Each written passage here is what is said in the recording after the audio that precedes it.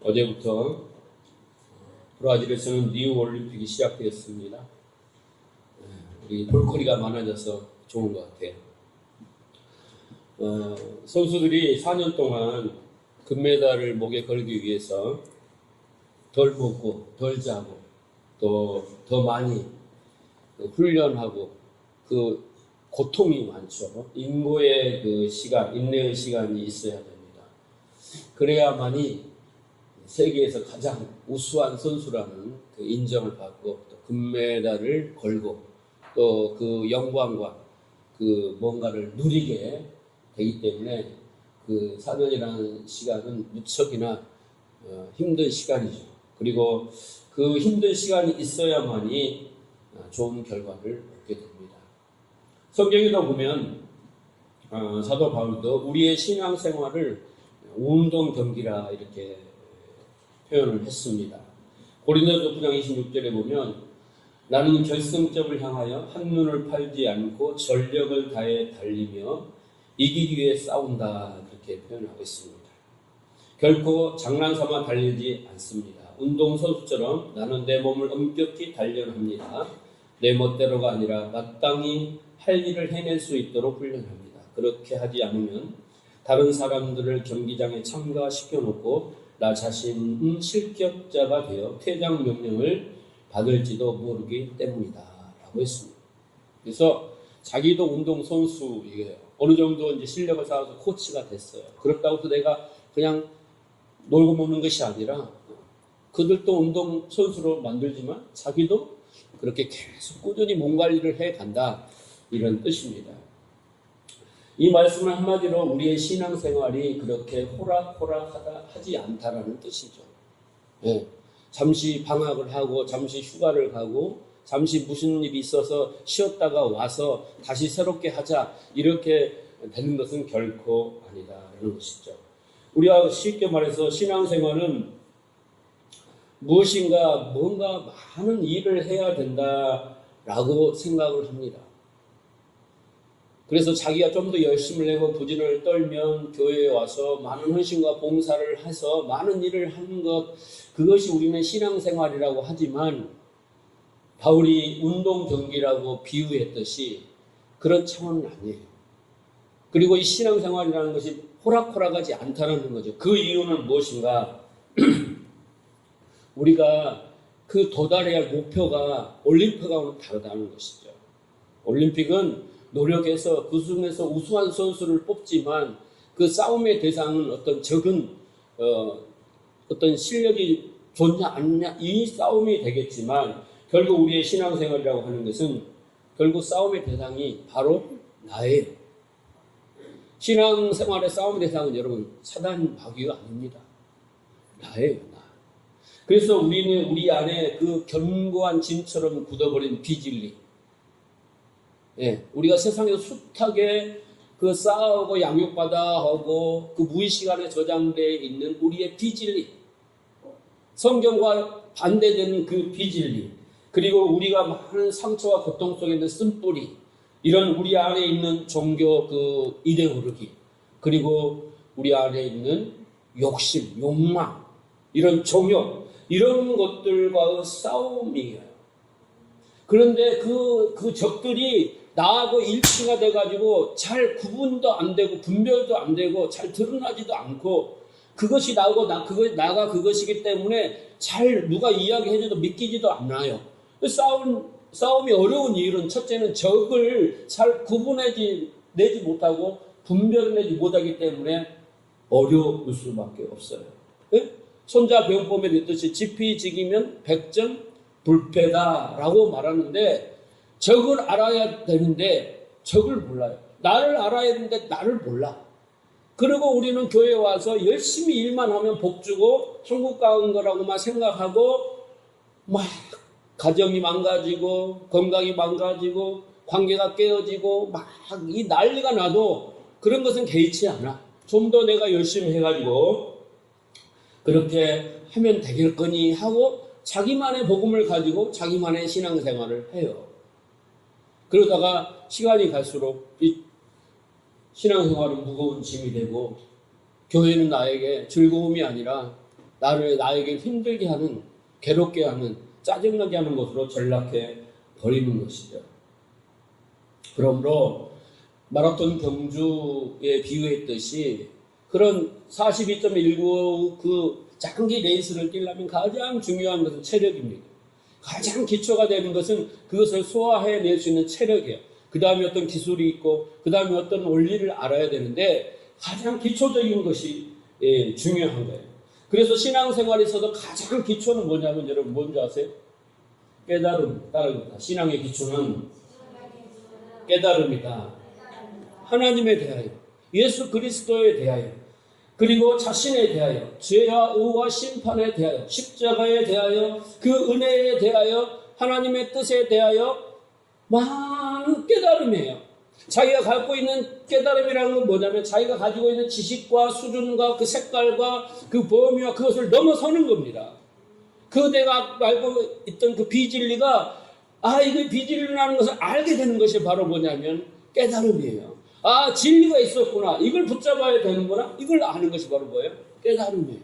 그러니까 이런 깨달음 없이는 신앙은 절대 시작되지 않아요. 진짜 시작은 거기서부터 깨달음부터 시작되는 거죠. 이 깨달음이 없으면 그냥 이론적으로, 추측적으로, 집사님, 장로님, 권사님, 목사님 이렇게 해라니까 이렇게 해야지 라는 식으로, 그리고 이렇게 하면 복을 준다는 거야. 다른 종교에서 열심으로 가고 시선과 정성으로 복을 준대. 이런 관념이 우리에게 개념이 있기 때문에 그런 식으로 우리가 하나님 앞에 나아가는데, 그렇게 나아가서는 결국은 아무런 열매가 없어요. 없어요. 그래서 성경을 주시는 거 보니까 계시, 하나님이 알려준 대로, 말씀한 대로, 지시한 대로, 명령한 대로, 약속한 대로 이것을 깨달아야지 우리가 하나님께 온전하게 나아갈 수 있다라는 것입니다. 그런데 하나님은 감사하게도 우리가 스스로 이것을 깨닫지 못하니까 지혜와 계시의 성령을 보내주셔서 그 성령님으로 말미암아 모든 것을 깨닫게 하시고 더 나아가 인도하시고 또 그런 생명력도 주시게 그런 은혜를 주셨다라는 거죠. 그러니까 신앙생활은 이 깨달음을 시작하면 어떻게 보면 너무나 쉬운 것인데 이 깨달음의 문턱을 넘어서지 못하면 자기식으로 하다 보니까 그게 어렵고 힘들고 수고하고 무거운 짐을 지게 되더라라는 거죠. 그래서 신앙의 가장 ABC에서 가장 기초는 어떻게 해요? 깨닫는 것이죠. 깨닫는 것이죠. 그래서 바울은 로마서 1장에서 3장까지 오늘 마지막 절까지 읽었습니다만 계속 뭔가를 깨닫게 해요. 뭔가를. 좌우지간 지겹도록 목사님이 이걸 빨리 넘어가고 싶고 좀 우리 복받고 막 즐겁고 행복한 말씀을 좀 이런 생각도 잘못된 거죠. 다 즐겁고 행복한 말씀인데. 근데 너무 딱딱하고 맨날 같은 소리 같은데 바울은 로마서 지금 1장에서부터 계속 뭔가를 이야기하고 있어요. 그것은 우리에게 뭔가를 깨달으라는 거예요. 신앙은 여기서부터 시작된다는 거죠. 근데 이것을 깨닫지 못하면 신앙은 지금 뭐예요? 삼천포로 가고 있는 거죠. 삼천포로 가고 있는 거예요. 자, 1장 18절에서부터 3장 20절까지 아주 길게 바울이 우리에게 말하는 것은 인간은 불가능하다. 인간은 무력하다. 인간은 추악하다. 이 세 가지 단어로 딱 요약할 수 있어요. 인간은 어떻게든 하나님 앞에 나아가는 거 불가능하다. 인간은 무능력하다. 스스로 손을 낼 수 없는 능력이 없다. 또한 인간은 안을 파보면 파볼수록 추악하고 부패하고 더럽고 죄악에 오염되어 있는 그런 존재다. 라는 것을 어떻게 해요? 폭로합니다. 폭로. 그런데 인간들이 율법으로 양심으로 심지어 하나님 주신 말씀을 가지고도 죄를 만들어내더라는 거예요. 어떻게 해요? 그 말씀을 자기에게 유익하게 불법을 행하다는 거죠. 그런 추악한 존재라는 거예요. 그래서 그 표현이 뭐랬어요? 목구멍은 열린 무덤이요 입에는 저주와 악독이 가득하며 그 발은 피 흘리는데 아주 빠른 좀비와 같다는 것이에요. 이런 말 들으면 우리는 기분이 나쁘고 자존심이 상할지는 몰라요. 이런 말 자꾸 들으면 왜 자꾸 까는 거야? 왜 자꾸 그냥 아니 내가 무슨 시체야? 좀비라고 하게? 이렇게 우리가 생각할 수 있어요. 그러나 하나님의 은혜를 떠난 모든 사람은 다 좀비예요. 걸어다니는 송장이에요. 살았지만 산 자가 아니라 죽은 자예요. 그게 안타까움이죠. 자, 그런데 하나님은 여기서 대반전의 역사적인 사건을 만드시는 거예요. 오늘 21절 이제는 그렇게 시작하잖아요. 그런 인간이었다라는 거예요. 예. 무력하고 부패하고 추악하고 불가능한 인간이었다고요. 그러나 이제는 그랬어요. 이 앞에 그러나가 빠졌는데 헬라어 원문에 보면 그러나 이제는 대반전의 역사를 이루신다는 거예요. 그러니까 3장 20절까지 쫙 읽어보면 우리는 철저하게 절망을 해야 돼요. 그리고 우리는 내가 이런 존재밖에 안 돼. 그리고 어떡하란 말이야 하고 막 철저하게 무너져야 돼. 네? 어떤 선교사님이 선교 현장에 가서 이 복음을 전하기 전에 첫날 가가지고 이 이야기를 한 거예요. 인간은 죄인이다. 무기력하고 무능하고 부패하고 불가능한 존재고 추악한 존재다. 죽어 마땅하다. 라고 하니까 그리고 끝나고 내일 이어서 할게요 하고 다 흩어졌어. 어떤 할아버지가 밤중에 선교사님 숙소에 가서 막 문을 두드린 거예요. 선교사님, 경교사님. 왜요 할아버지? 내가 잠을 잘 수가 없어요. 인간이 이렇게 끝나서 지옥이라면 내가 죽기 전에 여기서 벗어나는 방법은 혹시나 있어요. 그거라도 좀 알려주세요. 그랬더니 선교사님이 빙글에 오시면 내 5절 모임에 오시면 그 답이 있습니다. 여러분 3장 20절까지 읽고 이 할아버지 같은 마음이 우리에게 없다면 우리는 교만한 자이고 아직 깨닫지 못한 자인 거예요. 아직 자기의 지피지기가 안 된 거예요. 그래서 우리는 아직도 내 가방을 가지고 하나님 앞에 내 의를 앞세우며 내가 하나님 앞에 뭘 얻고자 내가 열심히 일해서 하나님 앞에 계산하고 딜을 하고 뭔가를 하고자 하는 그런 욕심에 사로잡힐 수밖에 없어요. 그러나 이 할아버지처럼 그 진정한 인간의 본성을 알았다면 그것을 인정했던 자라면 절망하고 좌절하고 그 율법을 통하여 이제는 죽게 되었구나 곤고하구나 이런 고백을 할 수밖에 없다는 거죠. 그런데 이제는 하나님이 죽어 마땅한 자들에게 그 어떤 대안을 마련해 놓으셨다는 거예요. 21절 22절 이제는 율법 외에 그랬어요. 율법 외에 하나님의 한 의가 나타났으니 한 의를 준비하셨어요. 그것은 율법과 선지자들에게 증거를 받은 것이라 이미 율법과 과거의 선지자들에게 누누이 하나님이 계시시고 때를 따라서 시대를 거쳐오면서 그 한 의에 대해서 정확하게 하나님이 지속적으로 점진적으로 말씀해 주셨던 어떤 의예요. 뭐예요? 20절까지 그 불가능하고 무기력하고 부패하고 절망에 빠진 인간을 건져내기 위한 한 방법이 뭐냐면 그게 바로 하나님의 한 의라는 거예요. 그런데 그것은 어떻게 해요? 율법과 선지자들이 이미 누누이 많은 계시를 통해서 했다라는 거죠. 22절 곧 그게 뭐예요? 예수 그리스도를 믿음으로 말미암아요.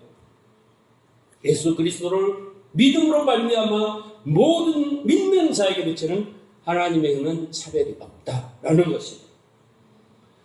자, 그래서 율법과 선지자와 즉 구약 성경에서 이미 증거되었던 하나님의 한 의.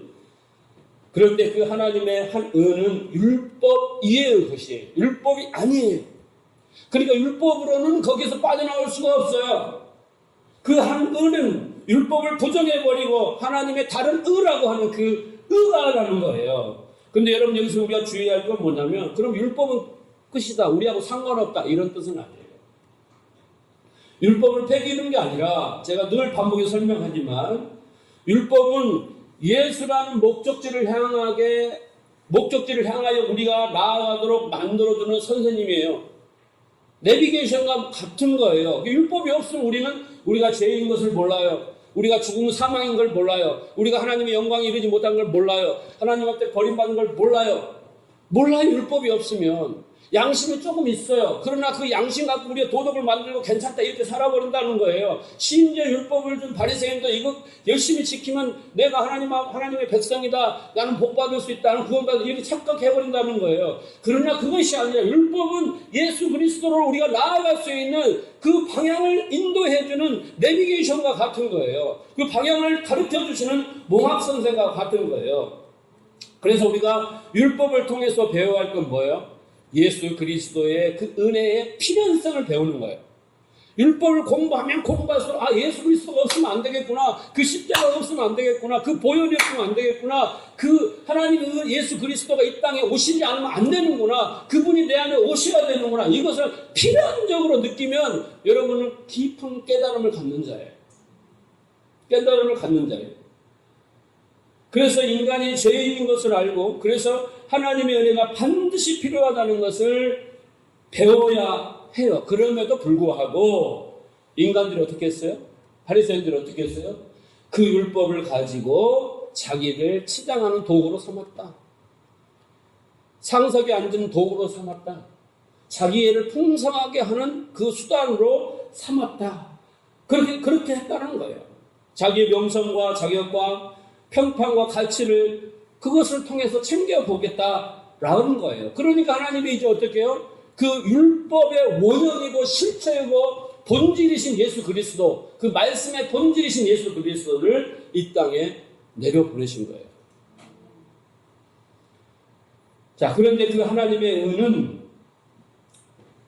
예수 그리스도를 믿음을 통로로 하여 그 대상에게 입혀지게 된다는 거예요.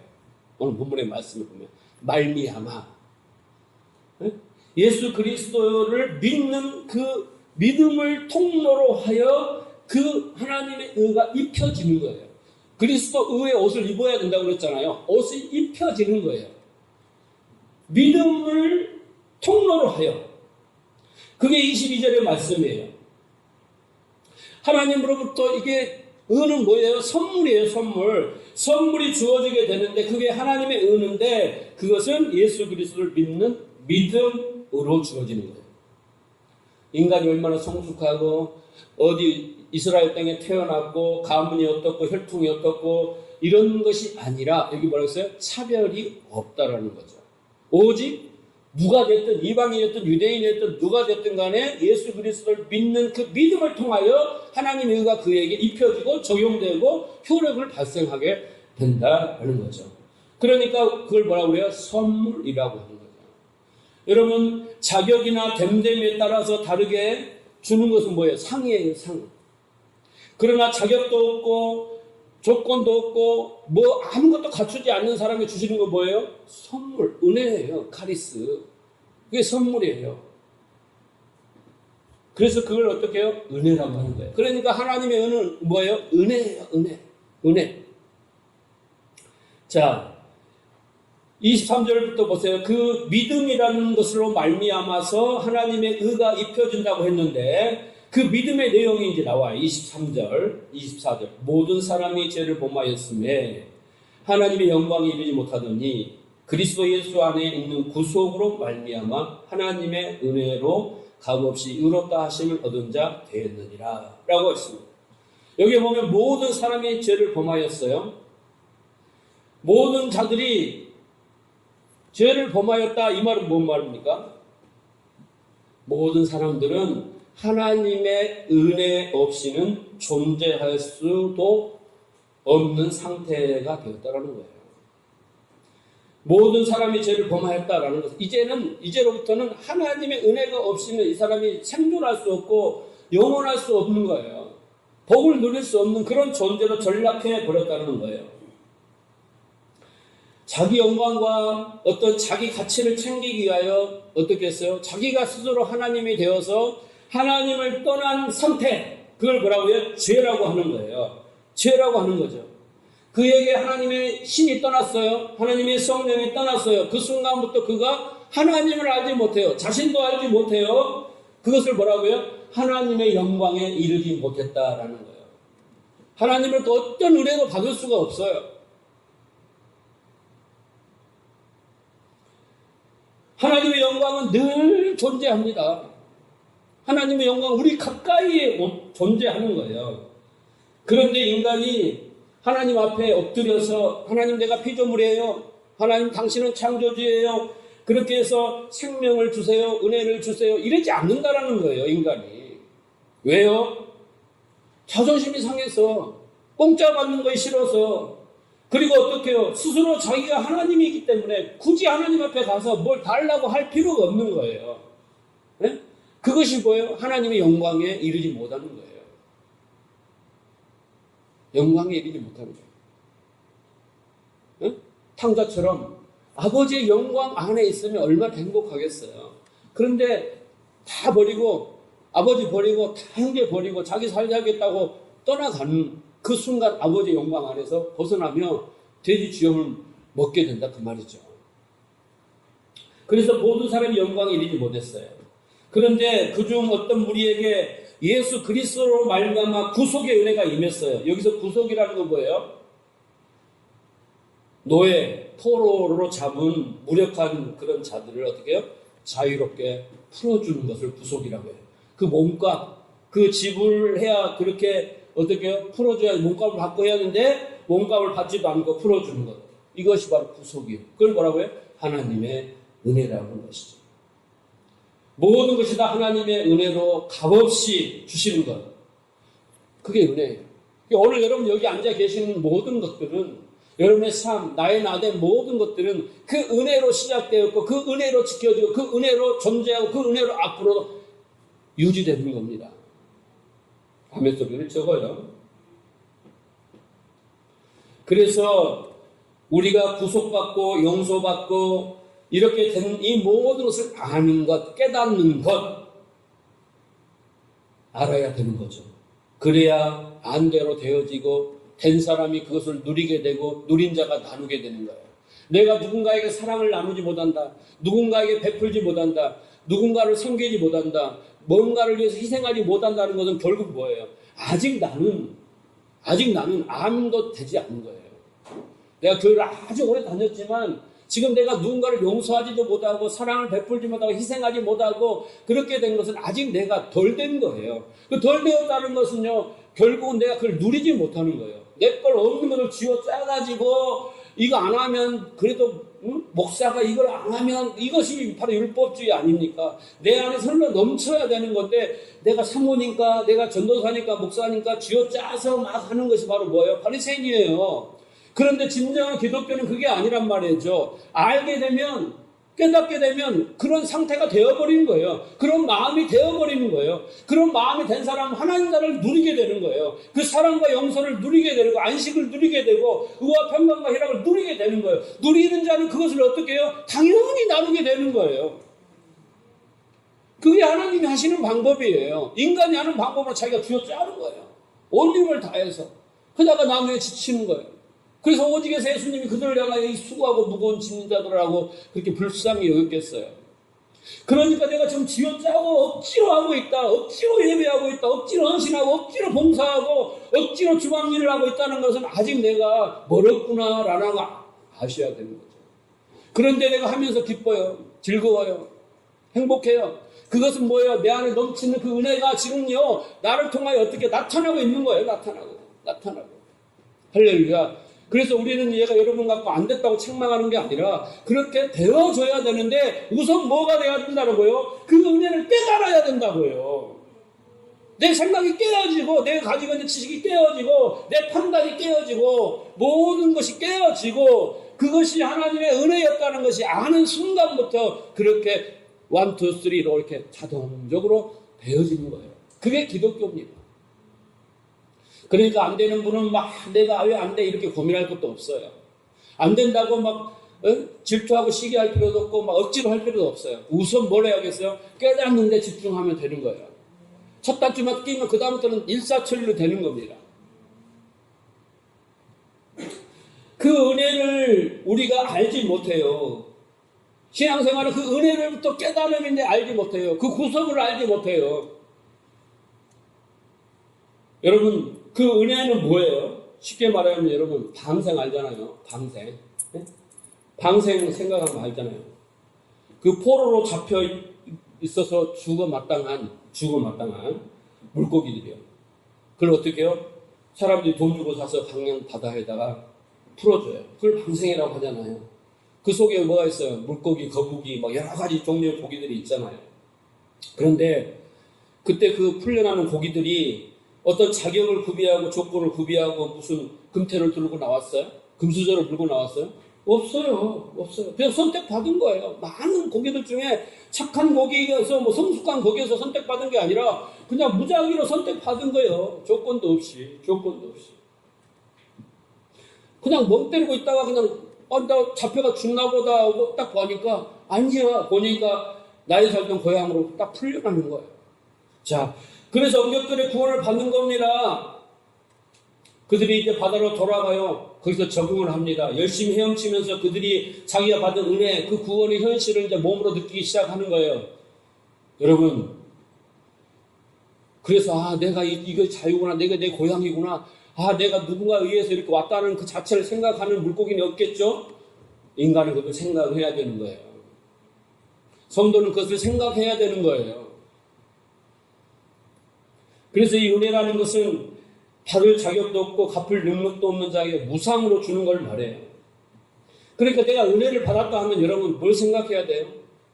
우리는 은혜를 받았다 하면 내가 은혜를 받았어요. 할렐루야. 이거 끝나는 거예요. 헌금 좀 드리고 열심히 좀 마음 뜨거울 때 하다가 또 시끄러지고. 그런데 여러분 그걸 하는 거 아니에요. 그건 머리가 하는 거고 진짜 은혜 받은 자는 뭐예요? 나는 자격도 없고 조건도 없고 나는 아무것도 아닌 그런 없는 존재구나. 결국 나는 무능하고 부패하고 나는 아무런 힘도 없고 나는 뭐 내 힘으로 이것을 해낼 수 없는 능력이 없는 사람이구나에 대한 자각이 있어야죠. 그게 은혜죠.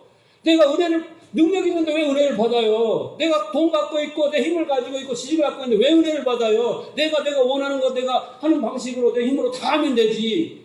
은혜가 필요 없잖아요. 여러분 뭐하러 왔어요? 은혜 받으러 오셨어요? 그렇잖아요. 그건 뭐예요? 전제가 나는 힘이 없어요. 지혜가 없어요. 능력이 없어요. 사람 마음 어떻게 하는 거 없어요. 저 사람에게 잘 섬기고 싶은데 그런 의지도 없어요. 해야 된다는 거 알지만 그 앞에만 서면 인상만 써지고 말만 툭툭 튀어나오고 그런 나의 연약함이에요. 그런데 하나님의 사랑을 할 수 있다니까 그 은혜를 받으러 오셨어요?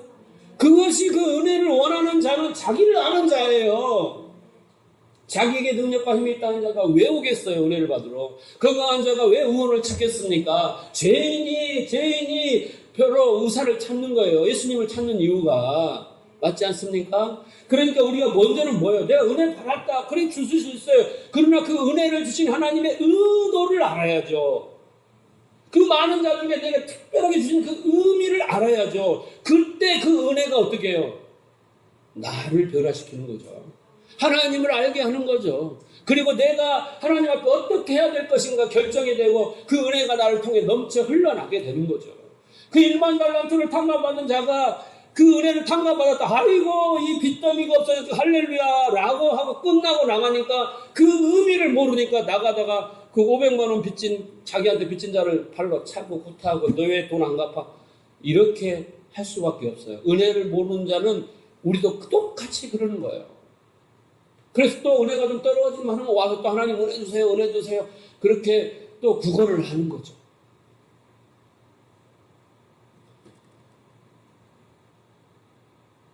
은혜를 모르는 자는요, 어떤 자예요? 상을 요구합니다. 상을 요구해요. 내 자격이 있고, 내가 헌신했고, 봉사했으니까 이 받을 만한 여건과 자격을 갖췄나이다. 상을 주셔서 은혜를 아는 자는 감히 이런 기도를 하지 못해요. 그런데 은혜를 모르는 자는 가서 하나님 내가 11조 토색불이 가능 안 하고 내가 일주일에 2번 금식하고 하루에 3번 기도했나이다. 할렐루야. 주실 것은 당장 현찰로 주십시오. 이런다고.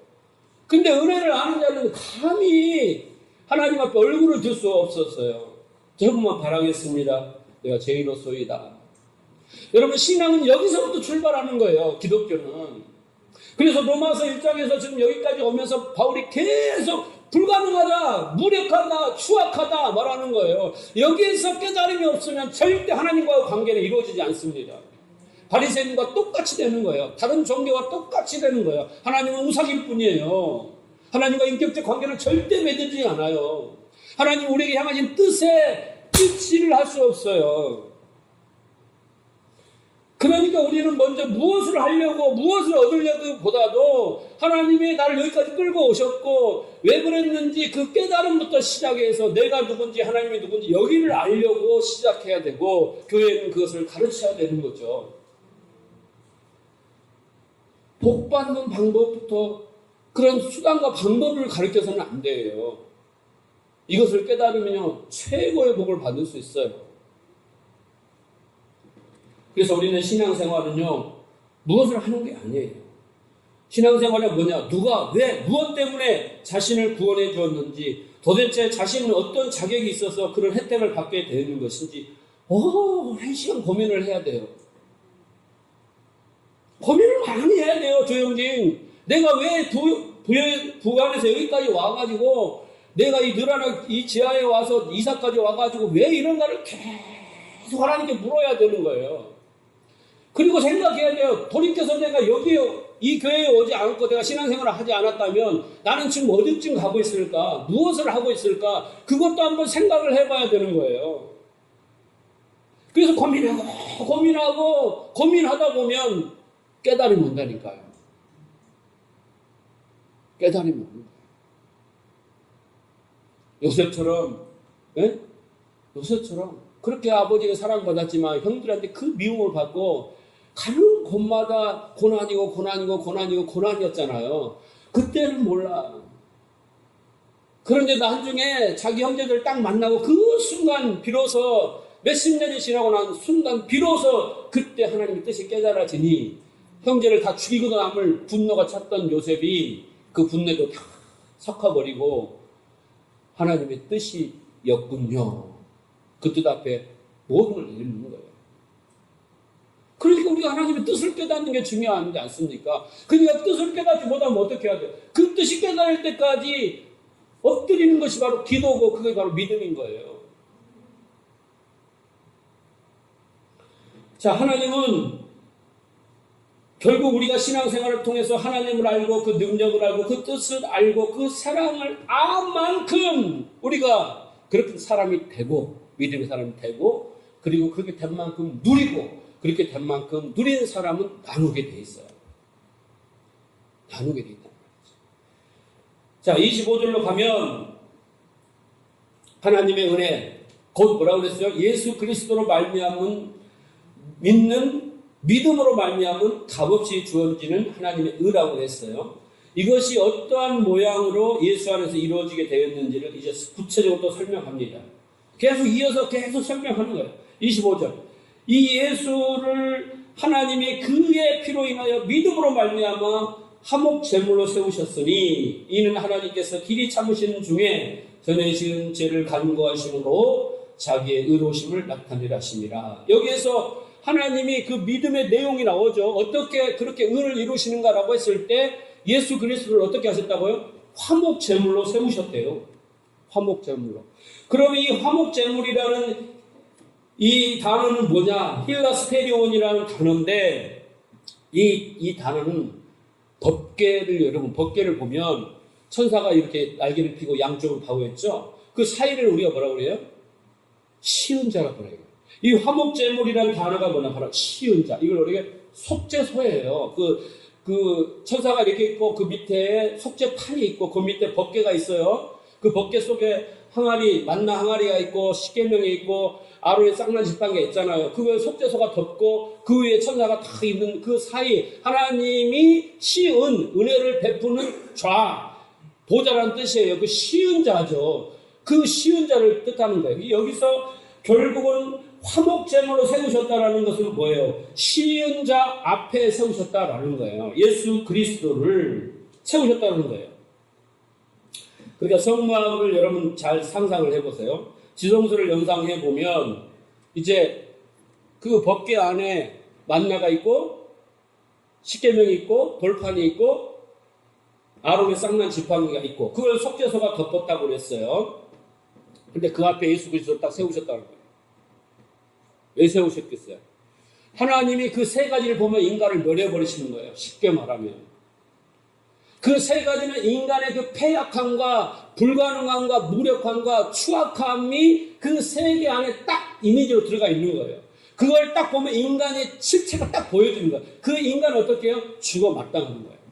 근데 우리가 제사를 지낼 때 어떻게 해요? 성막에서 그 속죄소에다 피를 뿌리잖아요. 어린 양의 피를 뿌려서 그 피로 그걸 덮어요. 그 속에 있는 것들을 추악한 것들을 덮어버리는 거예요. 네? 하나님이 기념하라는 거 왜 기념을 했어요? 우리의 실상을 기념하라는 거죠. 기억하라는 거죠. 덮어버리는 거예요. 그런데 그 화목제물로 그 어린 양이 세우셨다는 건 뭐예요? 그 피를 뿌렸다는 거예요. 그 위에다가. 그게 바로 예수 그리스도의 보혈이라는 거죠. 자, 그러면 보세요. 만나를 보면서 뭐예요? 만나는 하늘의 양식이에요. 그 생명의 떡을 알아야죠. 우리가 출애굽기에서 공부하고 했죠? 자, 그런데 어떻게 했어요? 만나가 내려왔어요. 하늘의 양식이고 생명의 떡이에요. 그런데 그걸 어떻게 했어요? 어떻게 먹었어요?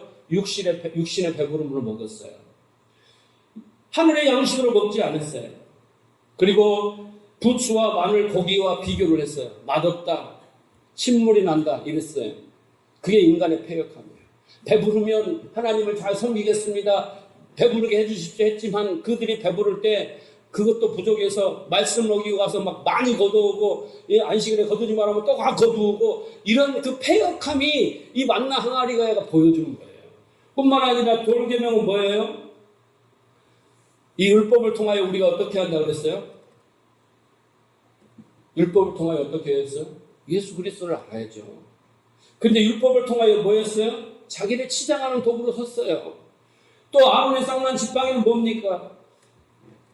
마른 막대기. 그게 누구예요? 마른 뼈가 누구예요? 이스라엘이에요. 우리예요. 거기에서 어떻게 해요? 하나님의 생명이 선물로 인하여 하나님의 마른 고목에 싹이 나듯 생명을 주시겠다는 거 아닙니까? 그 마른 뭐예요? 십자가 아니에요. 거기에서 생명을 나게 하겠다는 그 상징 아니에요. 자, 이런 의미로 하나님이 주셨어요. 근데 그들은 어떻게 했어요? 그걸 다 자기 치장으로 생각하고 이해도 못하고 다 어떻게 해요? 전혀 하나님의 뜻을 알지 못했다는 말이에요. 그래서 하나님이 죽어 마땅한 인간의 그 무지함과 무력함과 추악함과 불가능함과 그 모든 것을 벗게 담으시고 뚜껑을 덮어버리시고 그 앞에 예수 그리스도를 세우신 거예요. 하나님 보실 때 누가 보여요? 예수만 보이는 거예요. 어떤 예수예요? 율법을 온전히 입은 예수만 보이는 거예요. 하나님 말씀에 100% 순종한 하나님 마음과 뜻이 하나 된 그만 보이는 거예요. 네. 그래서 우리는 그 예수 그리스도를 믿으면 하나님 모든 그 저주로부터 벗어나는 거예요. 그것이 오늘 화목제물로 하나님의 의의 내용인 거예요. 그래서 그 화목제물이신 예수 그리스도를 믿음으로 말미암아 어떻게 해요? 우리는 구속을 받고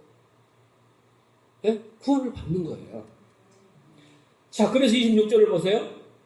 곧 이때 자기 의로우심을 나타내사 자기도 의로우시면 또한 예수 믿는 자를 의롭게 하려 하심이라 그랬어요. 25절 말미에서부터 26절까지 하나님이 왜 이렇게까지 하셨어요? 왜 이렇게까지? 하나님이 의로우심을 어떻게 해요? 증거하는 거예요. 하나님이 측에서 열심과 노력으로 당신의 백성들에게 의를 만들었어요. 그래서 그 의를 주고자 하나님이 하셨다는 거예요. 왜? 하나님이 우리를 창조했으니까.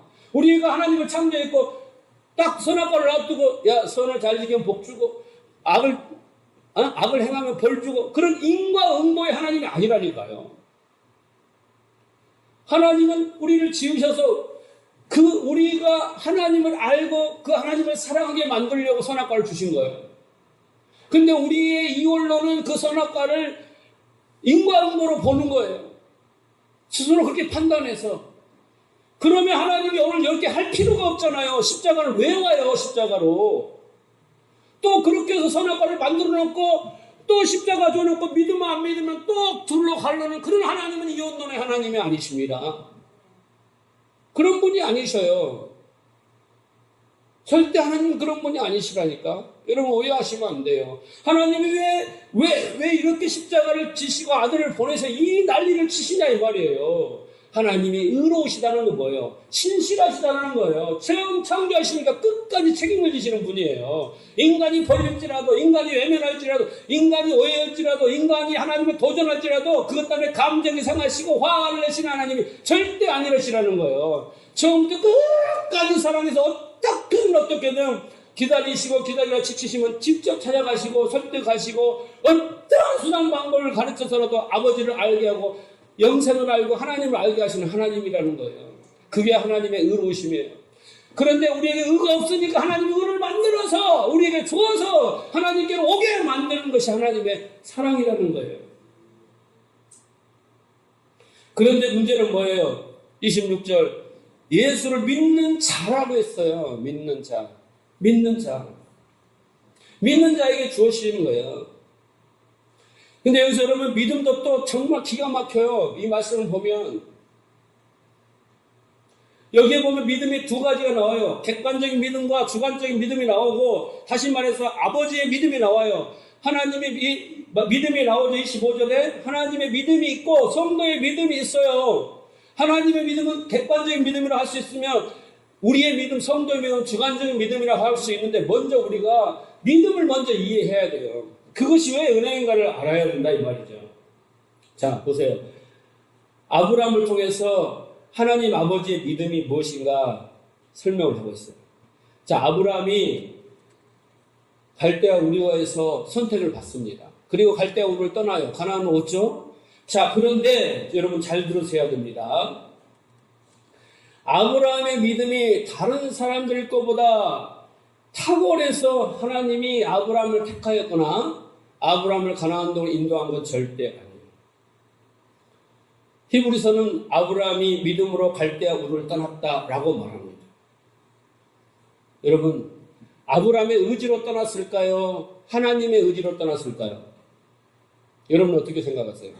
여러분이 예수를 여러분의 의지로 믿었을까요? 하나님의 의지로 믿었을까요? 여기서 우리의 신앙은 판가름이 납니다. 히브리 기자는 아브라함의 믿음으로 갈대아 우르를 떠났다고 기술하지만 아브라함의 믿음은 주관적인 믿음이에요. 주관적인 믿음이 오기 전에 객관적인 믿음이 먼저 온다는 걸 여러분 아셔야 돼요. 객관적인 믿음은 하나님이 이루시는 믿음이에요. 하나님이 주시는 믿음이에요. 다시 말해서 갈대아 우르를 떠나게 하신 그분은 하나님이시란 말이죠. 아브라함에게 주관적인 믿음이 생기기 전에 먼저 하나님이 아브라함을 찾아가셔서 믿음을 주셔서 믿음을 가지고 찾아오셔서 아브라함을 믿음으로 갈대아 우르에서 밀어내 버리신 거예요. 할렐루야. 성령으로 말미암지 않고는 예수를 주라 시인할 수 없어요. 네? 우리의 생각과 모든 걸 다 밀어내 버리시고 하나님이 우리에게 믿음을 가지고 오셔서 믿게 하신 많은 자 중에 우리가 선택받은 것이 그것이 은혜인 걸 알아야 돼요, 여러분. 내가 똑똑해서 이해해서 믿어볼까 해서 믿은 사람은 언제든지 교회를 떠납니다. 신앙을 포기합니다, 대마처럼. 그러나 하나님이 먼저 찾아오셔서 우리의 믿음을 주시고 우리의 모든 것을 세상 것을 밀어내고 그 예수를 구주로 영접한 자에게는 절대 변함이 없어요. 그 믿음은 떠나가지 않아요. 그래서 하나님의 믿음이 어떤 대상에게 부어지게 되면 그 대상은 반드시 그 부어진 믿음에 의해서 흔적이 나타나요. 그것을 야고보서는 행함이라고 했어요. 그래서 이 행함이 없는 믿음은 죽은 믿음이에요. 이 죽은 믿음은 자기가 예수를 믿었고 자기 목적을 이루기 위하여 자기 뜻을 이루기 위하여 자기가 하는 믿음이에요. 그런데 하나님이 아브라함에게 주었던 그 믿음처럼 그래서 갈대아 우르를 떠나게 했던 것처럼 주신 그 믿음을 가지고 오신 그 믿음은 우리에게 반드시 행함이라는 결국 삶 속에서 뭔가 달라지게 뭔가 우리의 생각들이 장악되어지고 지배받아서 우리가 가고 싶어도 못 가게 만드는 여러분들이 교회를 떠나고 싶고 그냥 뭔가 포기해보고 싶고 여러 가지 막 환난과 시련이 와서 다 때려치우고 싶어도 마지막 때려치는 순간 그 순간에 하나님이 포기하지 않게 하시는 것은 내 의지가 아니라 하나님이 내 안에 계심이요. 계심입니다. 그게 하나님이 주신 믿음이에요. 그 믿음입니다. 그런데 여러분, 믿음이라는 것은, 믿음이라는 단어를 자꾸 분석해 보면 결국은 사랑이라는 단어라. 왜냐하면 믿음이라는 것은 결국은 그 대상이 있어야 되거든요. 대상. 믿음이라는 건 대상이 있어야 돼요. 그래서 그 대상에 대한 어떠해요? 그 대상을 바라보고 그 대상을 어떻게 해요? 믿어요. 우리가 믿음을 때 아무나 믿는 게 아니에요. 그 대상을 믿게 되는데 그 대상과 대상의 관계 속에서 어떤 흔적이 생기는데 그게 뭐예요? 사랑이에요. 사랑. 그게 사랑이에요.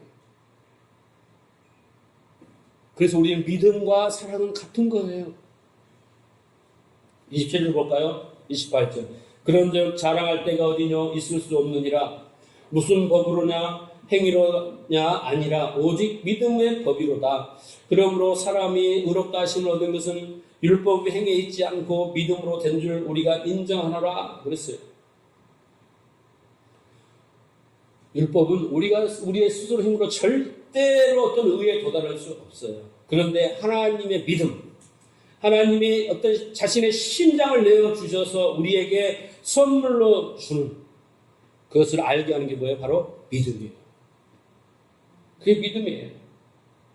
그 믿음을 가진 자는 그렇게 고백하는 거예요. 나는 죄수 중에 죄수입니다. 하나님의 은혜가 아니면 저는 한순간도 살 수 없습니다.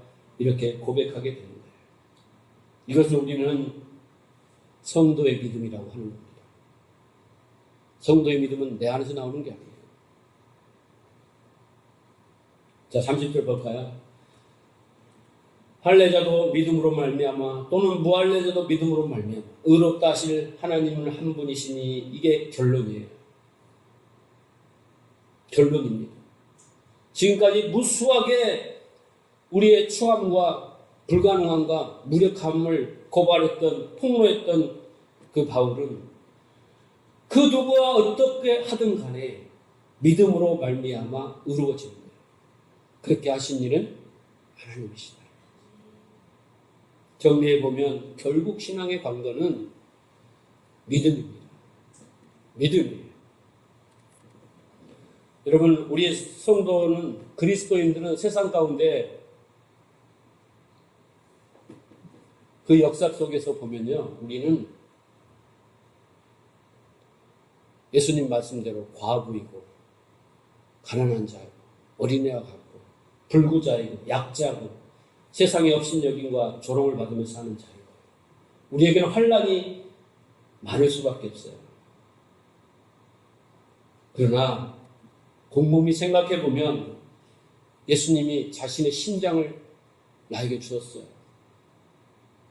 우리는 그것을 선물로 받았고 그 신랑의 사랑을 독차지하고 그 하늘의 신방을 차지하는 특권의 수혜자들입니다. 믿습니까? 그게 여러분이고 저예요. 그리고 교회입니다. 우리는 약자들이 모여서 막 힘을 길러서 훈련을 열심히 해가지고 강자를 이기는 그런 공동체가 아니에요. 우리는 약자이고 무력하고 추악하고 가진 것이 없고 연약한 자임을 알고 하나님을 의지한 자예요. 그리고 우리는 세상과 싸우는 게 아니에요. 자신과 싸워서 이기는 자입니다. 중요한 것은 오늘 우리가 은혜와 믿음인데 그 믿음이 그 은혜를 알게 해준대요.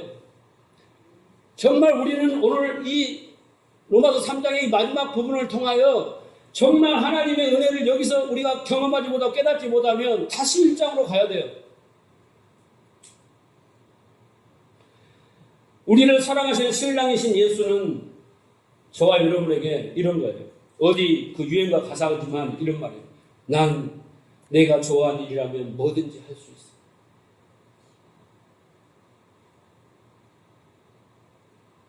우리의 신랑은 뭐든지 정도가 아니라 목숨까지 내어주시면서 우리를 사랑하셨습니다. 왜냐하면 하나님의 법이요. 그 피가 아니면 우리가 살 수 없는 그 원리이기 때문에 신랑이 신부를 맞아서 결혼을 하고 딱 왔는데 신부가 좀비야. 응? 신부가 시체래요. 시체. 죽은 시체. 그런데 이 시체가 생명을 느끼는 어떤 자격을 가진 자가, 생명을 가진 자가 그를 어떻게 해요?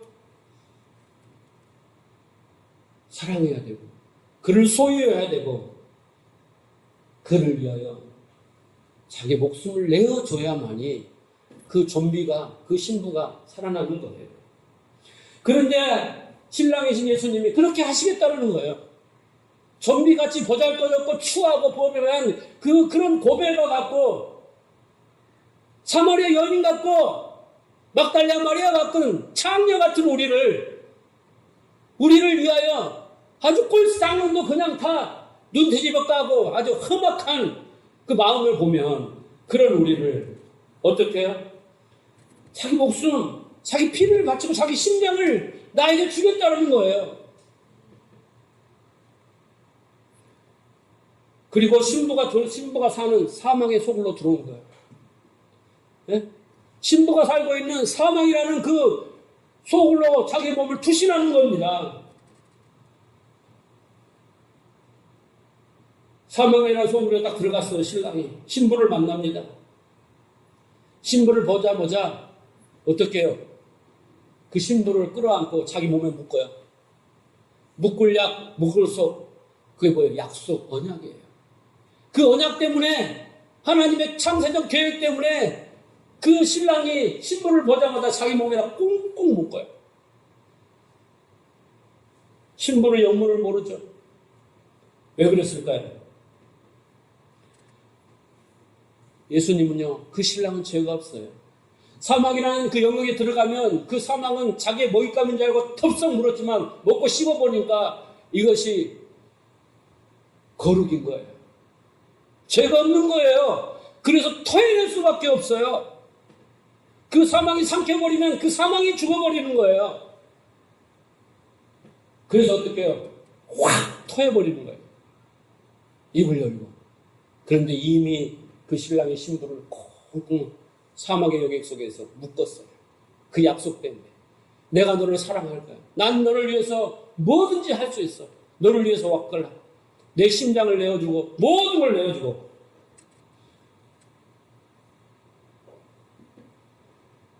그래서 그 사망에서 튀어나왔어요. 그게 예수 그리스도의 사랑이십니다, 여러분. 언약은 우리에게 뭔가를 요구하지 않아요. 하나님이 우리에게 스스로 약속하신 거예요. 왜? 사랑하십니까? 언약은 무조건적으로 부어지는 은혜예요.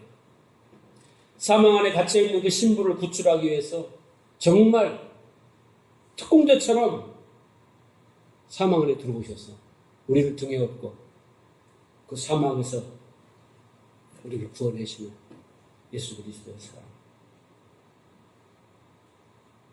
난 내가 기뻐하는 일이라면 뭐든지 할 수 있어요. 여러분 이런 사랑 해보셨어요? 이런 사랑 받아보셨어요?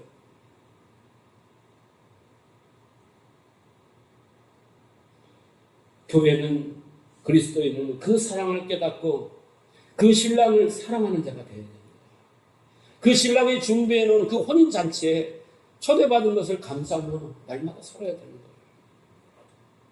그것 때문에 참아내고 그것 때문에 희생하고 그것 때문에 세상을 포기하고 그것 때문에 자기의 모든 것을 버리는 자가 되어야 되는 거죠.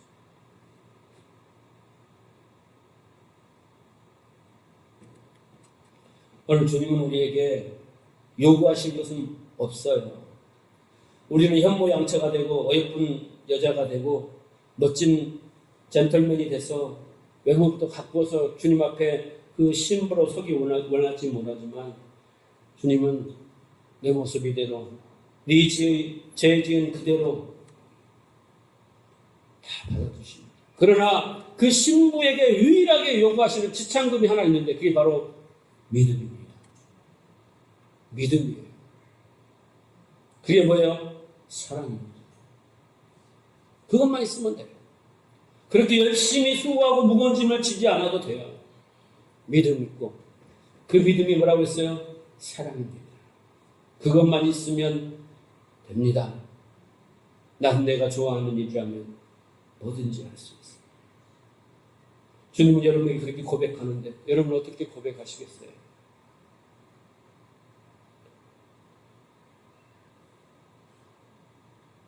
하는 일이 아니라니까요. 뭘 열심히 하는 게 아니라니까요. 마음에도 없는 일은 하지도 말라니까요. 여러분도 주님을 위해서라면 뭐든지 하고 싶은데 마음만 있을 뿐입니다. 이렇게라도 여러분 고백하시길 바랍니다. 오늘 그 은혜가 깨달아져서 우리의 신앙이 여기서부터 시작되기를 바랍니다. 여기서부터 시작되는 신앙은 아름다워요. 사랑이 꽃핍니다. 주님과 그런 사랑에 나날이 주님 우리를 부르시는 그날까지 더 풍성하고 아름답게 꽃피기를 주님 축원합니다.